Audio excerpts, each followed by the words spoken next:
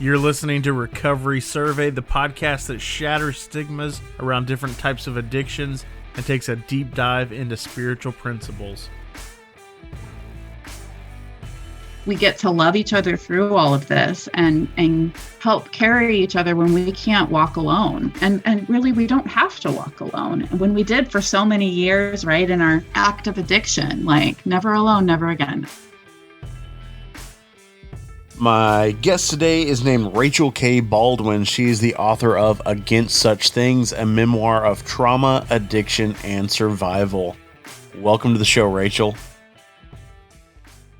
If you wouldn't mind, maybe we could just jump in and you could tell us a little bit about the story. Like we were talking about before we started recording, obviously you wrote a memoir. I don't want you to give away all the details because I want the listeners to pick up a copy and find out about your story for themselves. But maybe just kind of tell us a little bit about the beginning of your journey, what it was like in addiction, and then we can go from there. Sure. Yeah. Hi, I'm super happy to be here. Thanks for having me on. I'm Rachel K. Baldwin. My book is Against Such Things, a memoir of trauma, addiction, and survival. It really details kind of the pre-addiction or pre-substance abuse use part of my life. There's a lot of complex, compounded trauma that kind of stacked upon each other and not much support to navigate it. For me, the story arc is really just addressing how someone ends up making the choice, with quotes, of course, to become an addict, right? And like how that happens. What I really wanted to accomplish is a couple of things. I wanted to humanize people who struggle with substance abuse and have experienced homelessness or incarceration. There's such a stigma within our society, I feel, that of us versus them.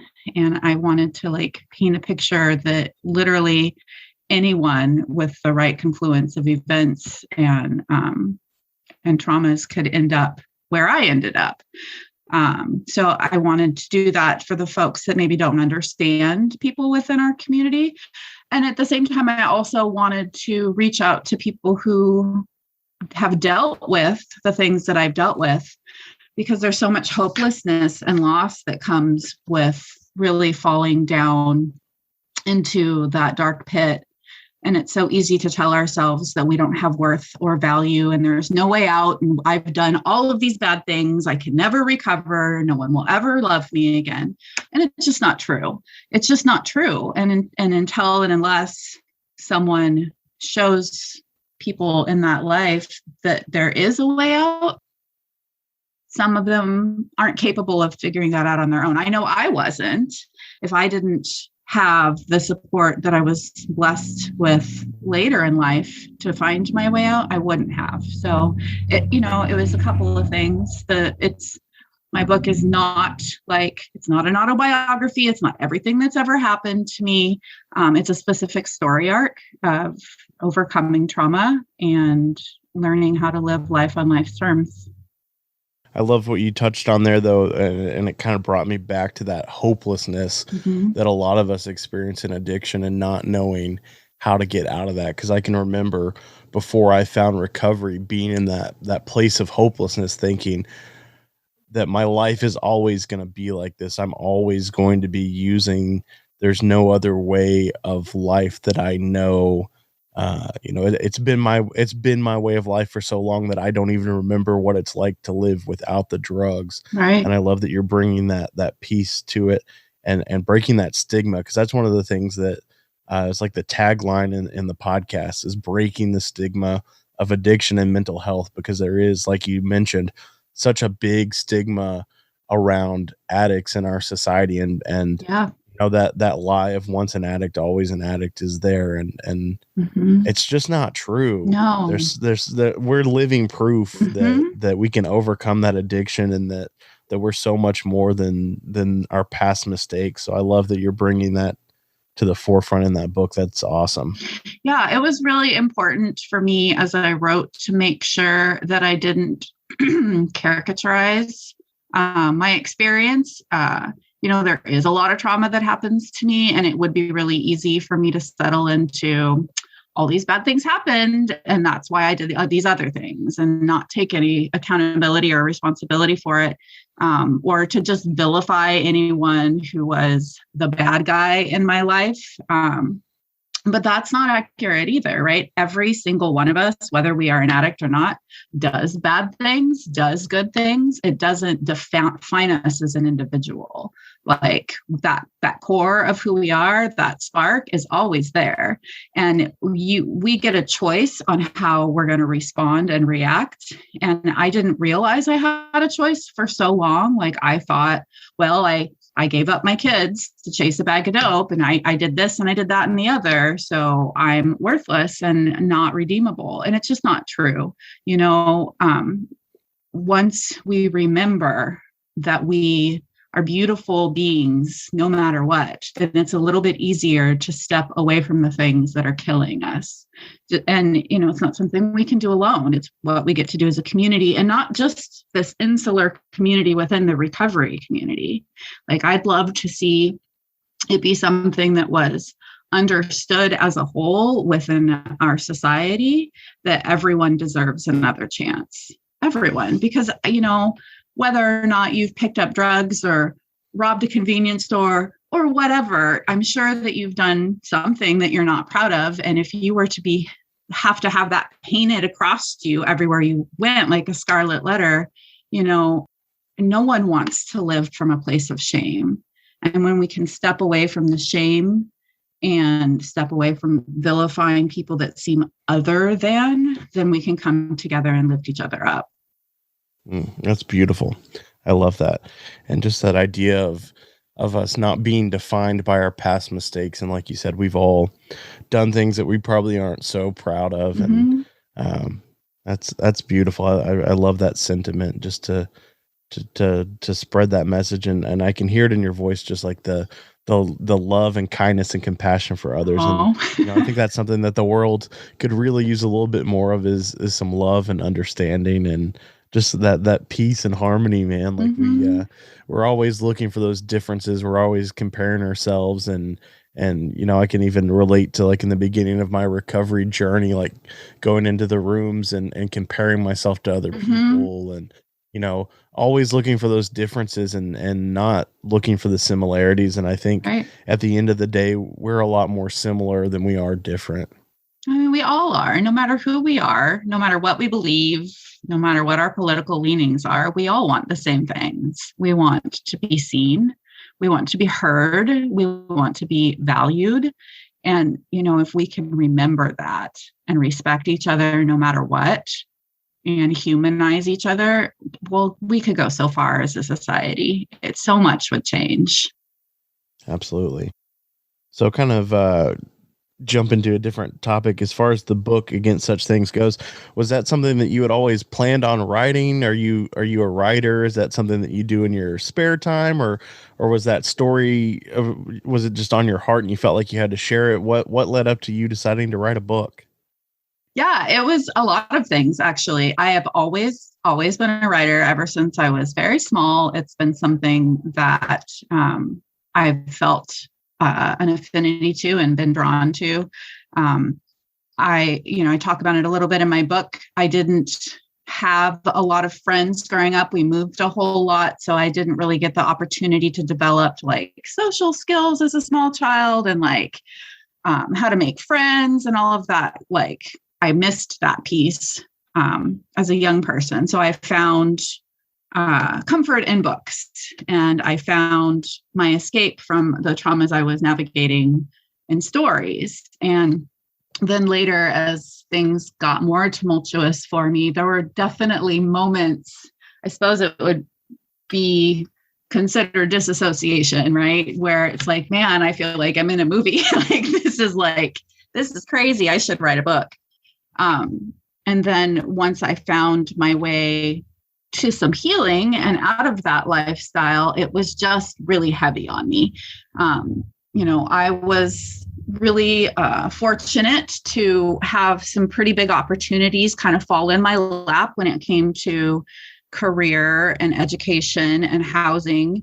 Once I decided to make some different choices, I I know that isn't everyone's experience. I know that there's some pretty serious privilege attached to that.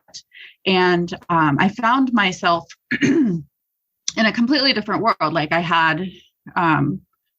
was working in a career field that was pretty high profile, and I had a lot of connections and government and law enforcement and some other things. And I ended up there without my past being something that I spoke about. I suppose you could say I was in the closet to some effect. So I found myself sitting at tables where people were making decisions about people like me, but didn't know that I was people like me.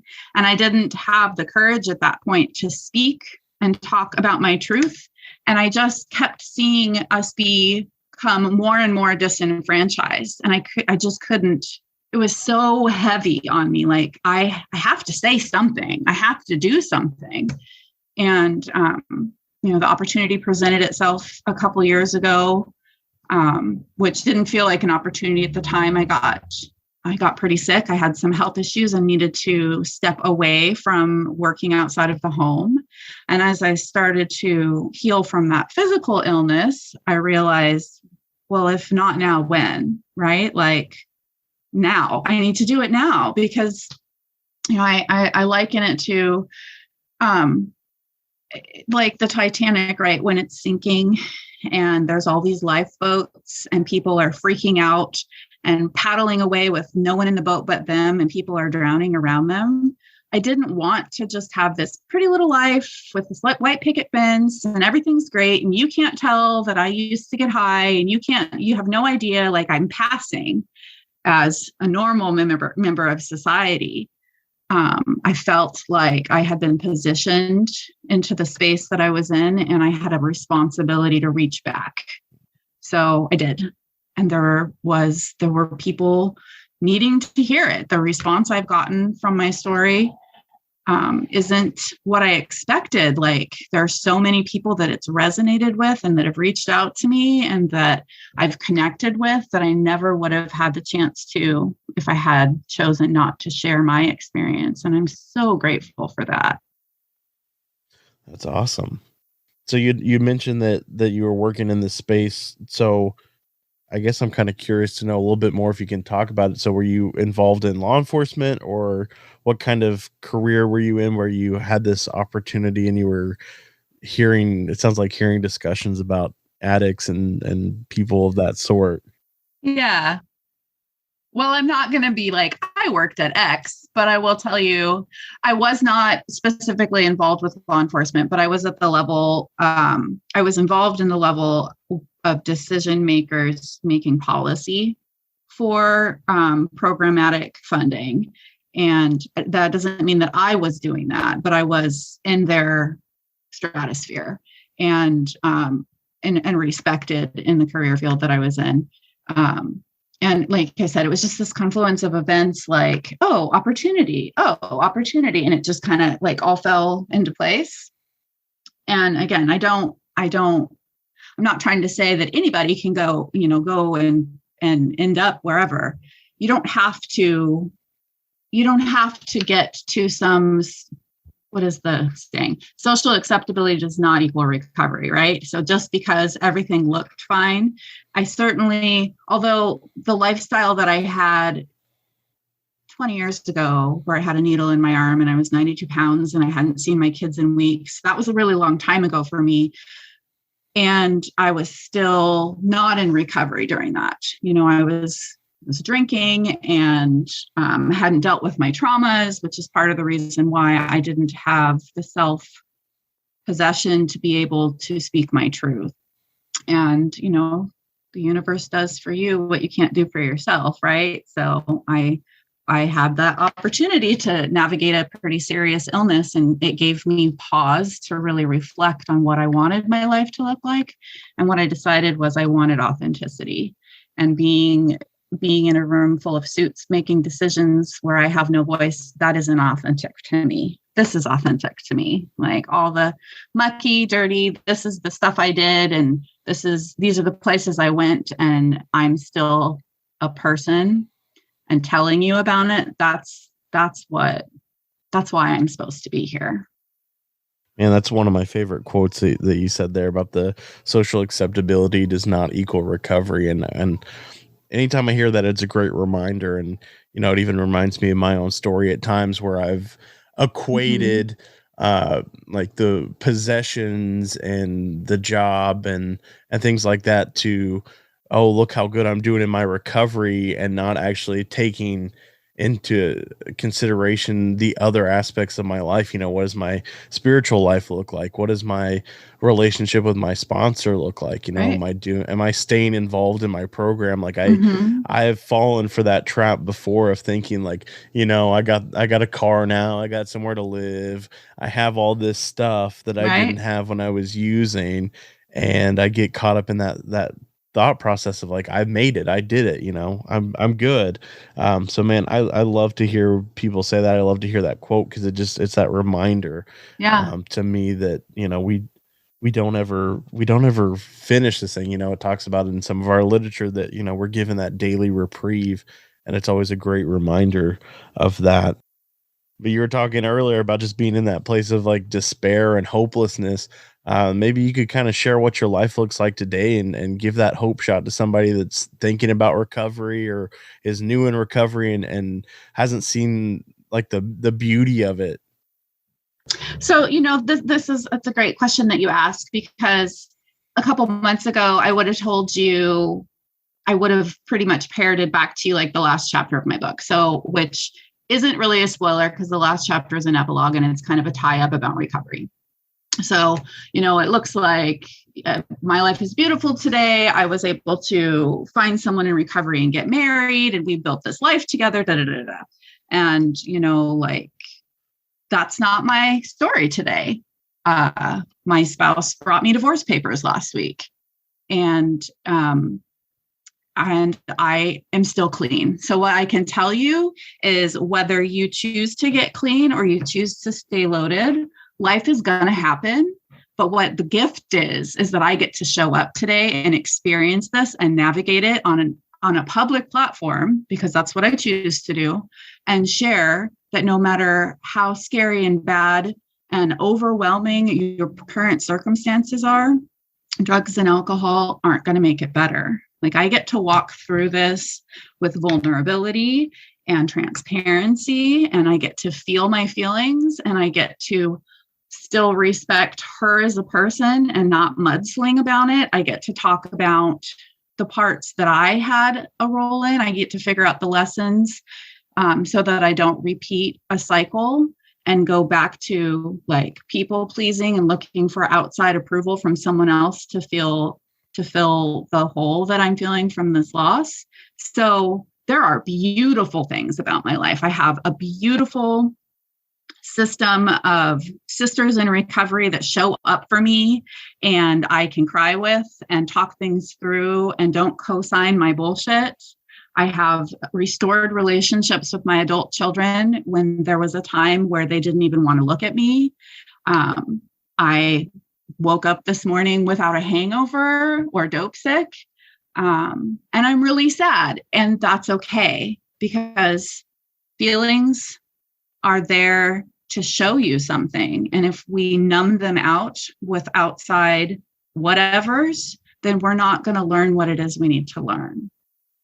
I appreciate you being so honest and vulnerable. And, that's one of the beautiful things that I've found so far in this journey of recovery is when people share their authentic selves, when they share the struggles that they're going through in their life, and just the encouragement that can be for other people in recovery, and leading by example of, just because you're going through this hard time, just because you're going through this difficulty, this loss, that you're not having to pick up and numb those feelings. And I commend you for that. And I'm grateful for you for sharing Thank that. you. And, I've experienced other people in the rooms that, when I was first getting clean, like people that lost children or lost, parents, and, seeing them come to meetings and, Right.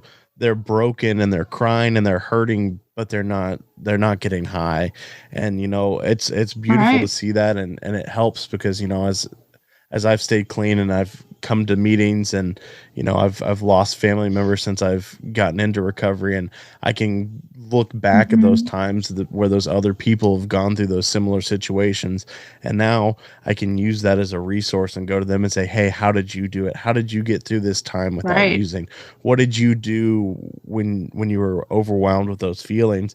And that's one of the beautiful things about this recovery community that we have. And then you fast forward a couple years down the line, and then there's somebody else that's going through that same thing that then comes to you and says, hey, I remember when you lost someone, your loved one, what I'm going through that same thing. Like, how did you manage it? And that's the beauty of recovery, is that we're all here for one another. And if we're willing to be vulnerable and honest and open, there's something that you can feel there with that honesty, with that, when someone's being genuine. And I truly do want to express, I feel the empathy. I empathize for you, but at the same time, I'm grateful that you're willing to share this in a public manner and let people know that just because times are difficult, just because you're going through something, that you can do it without having to pick up. So thank you for sharing that. Yeah. And thank you. And you're so right. Like, it is, it's so many cliches, right? But they're cliches for a reason. It's we together. I can't do this alone. None of us can. And, obviously it's devastating and it's super challenging, and it makes the ending of my book be a little different in reality than it was when I wrote it down. But really the lesson for me that I'm taking away from this is, like, my recovery is not dependent upon my outside circumstances. It doesn't need to be. My recovery is dependent upon my inside landscape. And as long as I stay honest with myself and lean on my support system and tell the truth with integrity, I'm going to be okay, even if it's not okay right now. And, I had the opportunity to, the day after I signed divorce papers, somebody who's super, super close to me lost their child to a drug overdose, and I got to show up for them, right? Like, if I had chose to pick up to, like, numb out what I was going through, I wouldn't have been present for someone in that moment. And that's where the gift is like, we get to be there for each other. We get to love each other through all of this and help carry each other when we can't walk alone. And really, we don't have to walk alone. And when we did for so many years, right, in our act of addiction, like, never alone, never again. I know I sound like just an NA book right now, but it's the truth. Like, unless I choose to isolate and not talk about it and, like, hide in my room, like, but I know where that goes, right? In my head alone, not thinking, not talking to people, not telling the truth. That's a slippery slope. And I don't want to go back there. I don't ever want to go back there. I'm not willing to give up. Yes, I lost someone precious to me. I did. And that isn't my whole life. It isn't. Like, I am a whole, complete person with something to offer the world, just being me. And stepping into that is something that I get to learn how to do. That's beautiful. Absolutely beautiful. So we're kind of getting towards the end of the time. But I wanted to give you an opportunity if someone's listening today and maybe they're going through a hard time and they need somebody to talk to, or they're interested in picking up a copy of your book. What's the best way for them to find you? Would that be social media or a website, or what's the best avenue to find you? Yeah, I'm everywhere. I'm everywhere. I'm all over Instagram. I'm all over Facebook. I have an author page, just Facebook / against such things. And on Instagram, it's Calm Before the Rach. I have a website. My book is on Amazon in literally every format: paperback, hardbook, Kindle, audio. I am not a post and ghost. If you comment on my stuff, I will respond to you. If you message me, I will engage, as long as you're not creepy. Which, that's always going to be a thing, I suppose. I will disclaimer, I am not a therapist. I am not your sponsor. I'm not going to be able to fix your problems. And if you're in crisis, I can hold space for you and help direct you to some resources that may be able to help. I have my lived experience to share, and I have a multitude of lived experiences. So I feel there's probably something that almost everyone will resonate with within the story, and how to kind of traverse it. So yeah, I'm here, man, all the time. Awesome. Thank you. Thank you for sharing that with us. And I think that that's a new term for me, post and ghost. I like that. I like that a lot. Well, Rachel, thank you for coming on the show today and truly being so vulnerable and honest and sharing where you're at. And I know that the people that are listening are going to hear just that, how genuine you are and how real you are. And I really appreciate you sharing that and letting us know that even when we go through those difficult times, even when we have those hardships and struggles in our life, that we can still get through those and we don't have to pick up. Like that's the biggest takeaway I think for anybody listening today is that we can get through any circumstance that life may throw at us. To use another recovery cliche, life on life's terms, we don't have to pick up. So thank you for coming on. Heck yeah. That's right. Yeah, thank you. Thank you for having me. It's been a pleasure chatting with you. Rachel, thank you again for coming on the show today and just being so vulnerable and honest with us and letting us know the difficulties that you're going through in your life and reminding us that no matter what life may throw at us, that we can get through it without having to pick up. I would encourage you guys to check out the links in the show notes and pick up a copy of Rachel's book. You've been listening to Recovery Survey. If you got anything out of today's episode, I'd ask you to please leave us a 5-star review and share this episode with a friend. If you'd like to get in contact with us, you can find us at recoverysurvey.com. You can listen to all of our episodes on the website as well as connect with us on social media, where you can get previews for upcoming episodes.